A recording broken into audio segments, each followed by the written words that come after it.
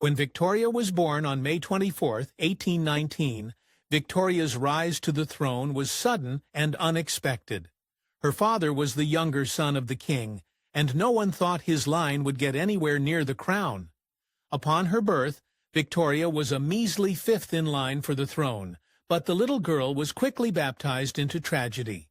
When Victoria was a child, all the royal heirs passed away one by one, most of them from heartbreaking ends. In just 4 short years, 3 of Victoria's cousins perished. Then her father and her grandfather passed within a week of each other. By 1830, 11-year-old Victoria was next in line for the throne, and more misfortune was just around the corner. Victoria called her childhood melancholy, but it was even darker than that. Her mother, Duchess Victoria of Kent, was notoriously controlling and developed the Kensington system to raise her daughter. This system forced Victoria to isolate herself from playmates and family alike, rendering her dependent on Mommy Dearest. As we'll see, this did not end well. Victoria's uncle, then King William IV, absolutely despised her mother. When Parliament decided that the Duchess could be Victoria's regent, William's response was unforgettably petty.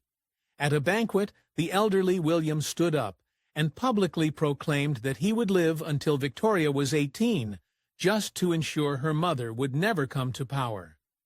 Many historians attribute the stereotypical mortality of the Victorian era to Victoria's mother, and the Duchess was obsessed with keeping Victoria pure. Since King William had illegitimate children, the Duchess thought he was an oversexed oaf, and even denied the King of England the opportunity to see his niece. Life as the heir to the British throne isn't all luxury and gallantry. In order to sell Victoria as the next monarch, the Duchess forced her daughter to go on a series of exhausting tours around England. They worked a treat, and the crowds quickly fell in love with the young girl, but this came at heartbreakingly high cost. In October 1835, in the middle of one of these tours, Victoria took ill with an intense fever. Unsurprisingly, her mother used the opportunity to push her own gross agenda. The Duchess of Kent persistently badgered the weekend Victoria to bend to her will. Somehow, the girl held on to her resolve. When she was just 16 years old, Victoria's family started making plans to marry her off. There were 2 rivals for her royal heart, Prince Alexander of the Netherlands, who King William IV backed, and Prince Albert, who her maternal uncle King Leopold Frisian of Belgium supported. But when Victoria saw Albert, all bets were off.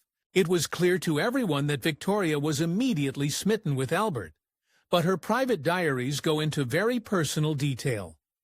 The future monarch was a love-struck teenager, writing that Albert was extremely handsome, his eyes are large and blue, and he has a beautiful nose and a very sweet mouth.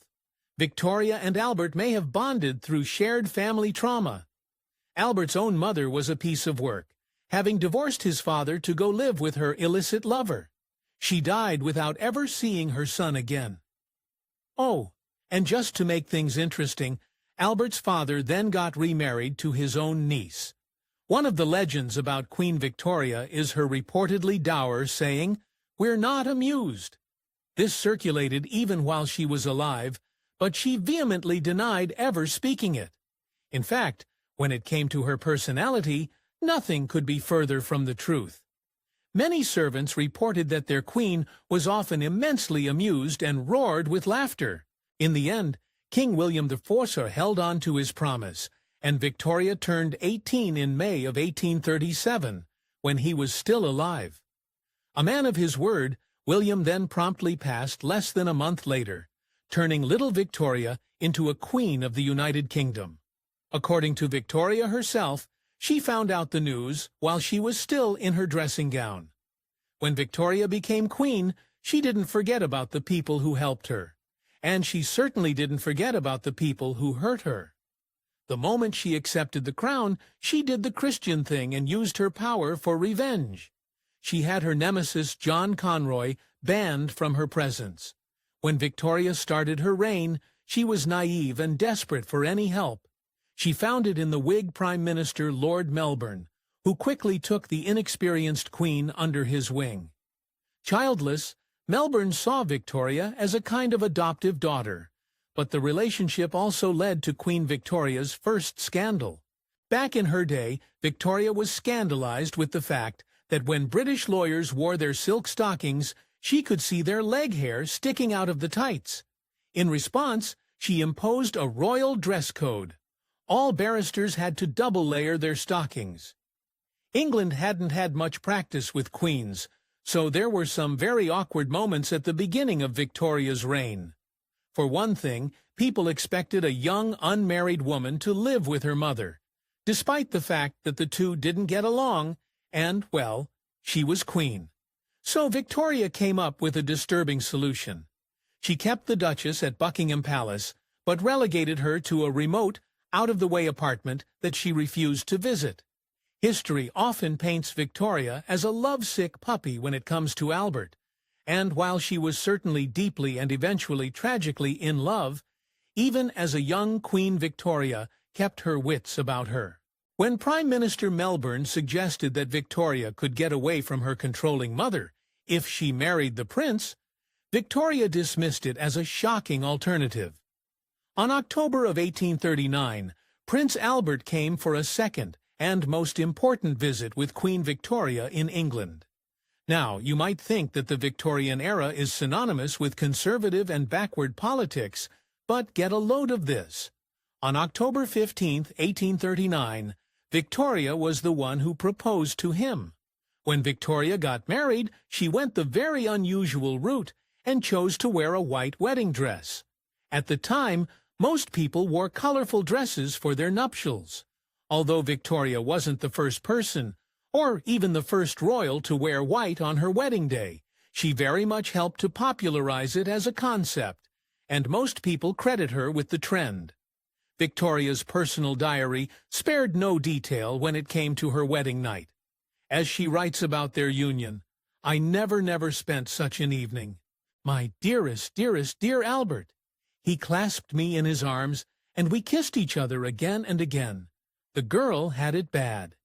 Victoria found out she was pregnant mere weeks after her wedding. Her reaction was not what you might expect. She was actually furious, writing to her grandmother, 'It is spoiling my happiness. I have always hated the idea, and I prayed God night and day for me to be left free for at least 6 months. But then it got even more chilling.' In the same letter to her grandmother, Victoria confesses that if she ended up having a nasty girl, she would drown the babe. But keep in mind, she was in her 20s of the time and knew the fatal risks of childbirth. Sadly, this didn't get any better. Astonishingly, Albert and Victoria had a whopping 9 children together. Victoria, Albert, Alice, Alfred, Helena, Louise, Arthur, Leopold, and Beatrice. All of these children survived into adulthood, a huge feat for the time. Sometimes Queen Victoria's aversion to child-rearing and her underlying devotion to Prince Albert was a lethal combination. In 1856, while Albert was away on a trip, the unhappy queen wrote, "All the numerous children are as nothing to me when he is away." Unfortunately, this feeling only worsened as some of the children grew older. By far, Queen Victoria's favorite child was her youngest, Princess Beatrice. Yet this privileged position came with chilling obligations. As the baby of the family, Victoria intended her Beatrice to never marry, and instead devote her life to taking care of Mommy. This made Beatrice's betrayal sting all the more. Prince Albert was unusually involved in his child's lives, especially for the standards of his day. He was present for all of their births and took it upon himself to play games with them when they were growing up. But don't get too many warm and fuzzy ideas. Albert was also a big proponent of corporal punishment. In 1884, Princess Beatrice fell in love with Prince Henry of Battenberg. Knowing that her royal mother would never accept their union, the rebellious Beatrice got engaged in secret. When Queen Victoria finally did find out, she punished her beloved daughter in no uncertain terms, refusing to speak to her for 6 months. In the end, Queen Victoria agreed to let go of her daughter on one rigid condition. Beatrice and her husband would have to live at home so they could always attend to the Queen. Having no other choice, they agreed. When Victoria was giving birth to her 8th child and youngest son, Leopold, in 1853, she made use of a new scientific breakthrough, chloroform. She was actually so pleased with the effects of chloroform that she used it again when she gave birth to the baby of the family, her daughter Beatrice. But Victoria's decision was super controversial. At the time, chloroform was seen as ridiculously radical, and even medical professionals thought the Queen was off her rocker to go through with it. Worst of all, the Church believed that the pains of childbirth were a woman's duty to suffer through. Despite having 9 children, Victoria was hiding a very unladylike secret. She absolutely detested child-rearing. Not only was she miserable about her pregnancies, not a whole lot after that pleased her. She thought newborn infants were ugly and had a deeper aversion to breastfeeding. Albert struggled with being a husband, and particularly clashed with Victoria's old beloved governess, Baroness Layson, whom he called the host dragon. Eventually, the situation reached a disturbing climax. One day, Albert put his foot down. He accused Layson not only of mismanagement, but also of putting his children in danger. Victoria wasn't one to back down, and the couple had a furious argument. In the end, Victoria chose to be a submissive wife over a ruling queen and sent Layson off packing. Tragically, this wasn't the last of their problems. During Victoria's lowest periods, Albert was not a supportive spouse. In his own letters to Victoria around this time, he complains about her moods and her lack of self-control, sneering at her crying over a miserable trifle. Victoria was always a survivor, but in 1840, this was really put to the test. In the first few months of her marriage, a pregnant Victoria was riding in a carriage to visit her mother when a mentally ill teenager named Edward Oxford shot at her twice. The Queen was unharmed, and authorities immediately detained Oxford, but Victoria had a target on her back. All in all, Victoria survived a mind-blowing 6 assassination attempts, and by the time the second one happened in 1842, she was downright blasé about it. In May that year, John Francis aimed a pistol at her while she was driving along the Mall in London. Though his gun failed and he ran away, unfazed, Victoria came up with an ingenious plan. The next day, Queen Victoria took the very same route again, albeit with a bigger escort, as a ploy to draw out her assailant once more. Francis took it, hook, line, and sinker. He shot at her again, and was immediately taken in by the authorities. During the lowest periods of her depression, Victoria was pushed further to the brink than most people can imagine. She reportedly began to hallucinate, seeing spots on people's eyes that would suddenly transform into worms, and soon feared she was losing her mind. Prince Albert had to take Victoria to Scotland to recover. Though very few people realized it at the time, the royal family was hiding a rotten core. Today, we know that Queen Victoria was a carrier of hemophilia, an often fatal disease that hinders blood clotting and caused many sufferers to bleed out. This sounds serious, but the personal consequences to Victoria were even more devastating. Because of the complexities of genetics, only male hemophiliacs suffered dangerous side effects. So while Victoria's daughters Alice and Beatrice inherited the gene, her son Leopold was most at risk when he discovered he had it too. It led to every mother's worst nightmare. Leopold died at the tender age of 30 after cerebral hemorrhage. Sadly, that wasn't all. Victoria being the grandmother of Europe sounds nice, until you remember her silent but deadly genes. Most infamously, hemophilia popped up in Victoria's great-grandson, leading his mother to beg Rasputin to heal him.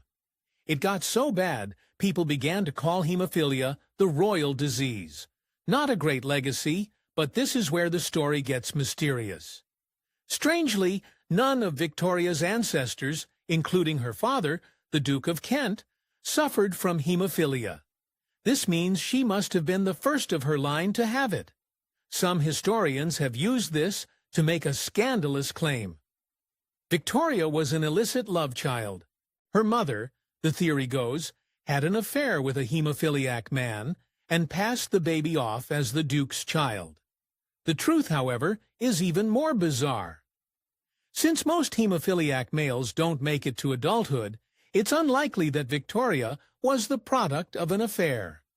In about 30% of cases, hemophilia is a random mutation, usually when one or both parents are older. Wouldn't you know it?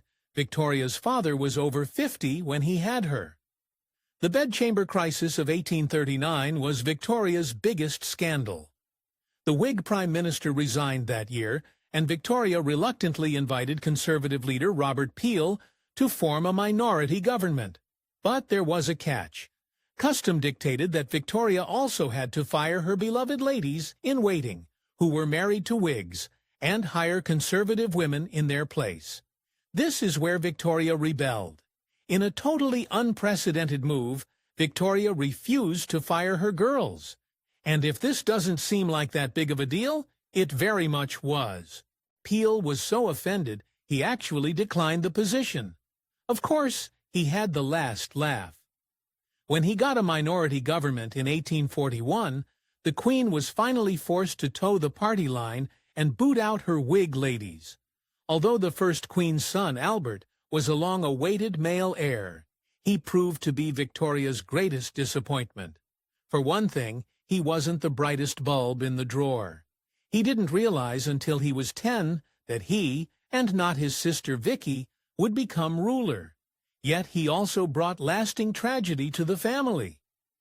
After a mediocre career as an officer, Albert really went and broke his parents' hearts by taking up with actress Nellie Clifton. Prince Albert in particular was so angry by this news that he traveled all the way to Cambridge to confront him. Prince Albert was already in poor health before he left, but after he came back, it took a turn for the worst. His chronic stomach pains, most people now believe he was suffering from Crohn's, became fatal. He passed just weeks after the confrontation on December 14, 1861. But Victoria's troubles were just beginning. Queen Victoria blamed Prince Albert's demise almost entirely on her son, once even writing, "Oh, that boy, I never can or shall look at him without a shudder." She never forgave him, and even denied him any political power or position until the day she died and he became king. To say Queen Victoria took Albert's death badly is an understatement. She sunk into a deep depression and most infamously wore black for the rest of her life. This last habit earned her the mournful nickname, the Widow of Windsor. Overcome with grief, Victoria retreated from public life. Eventually, she refused to perform all but her most essential royal duties, and the British people definitely took notice. Another consequence of Queen Victoria's extended period of mourning is something we can all relate to. While inhabiting her Widow of Windsor role, the grieving Victoria began emotional eating. Soon after, her size ballooned, leading to the popular myth that the always short Victoria was now as wide as she was tall. In the long years after the death of Prince Albert, Victoria insisted that her servants keep his rooms continually prepared, as if he was going to walk through the doors one day. Victoria's lifelong mourning of Albert is notorious, but most people don't know that it extended to her own funeral. In contrast to her permanent black, Victoria requested that she wear a white dress and her wedding veil. On January 22nd, the great Queen Victoria finally died at the ripe old age of 81. She had waited decades to reunite with her beloved Albert, and she wanted to meet him as a renewed bride. On the surface, Victoria's funeral was a tribute to Albert, but in private, it was something else entirely. Though she had Albert's dressing gown beside her, her body concealed a dirty little secret. In her left hand, carefully hidden from her children, Via a bouquet of flowers, Victoria clasped a lock of John Brown's hair and a photograph of her strapping Scotsman. When we reflect on Queen Victoria's life, we often think of her as a resolute monarch who shaped an era. But long before, she became a symbol of strength. She was a young girl trapped under the control of a man who sought to dominate her future. When Victoria ascended to the throne, everything changed. No longer a powerless child, she was now the sovereign of the British Empire, and she knew exactly what needed to be done. Without hesitation, she dismissed him, not with a dramatic outburst, nor with vengeance in her voice, but with cold, measured authority of a queen. In just a few words, she shattered the years of control he had over her. Conroy, once the master of her fate, was reduced to nothing. It was poetic justice, her triumph over the man who had made her life miserable, where others might have sought retribution. Victoria used the greatest weapon at her disposal, absolute power. With a quiet but decisive command, she erased him from her world, ensuring that he would never cast a shadow over her reign.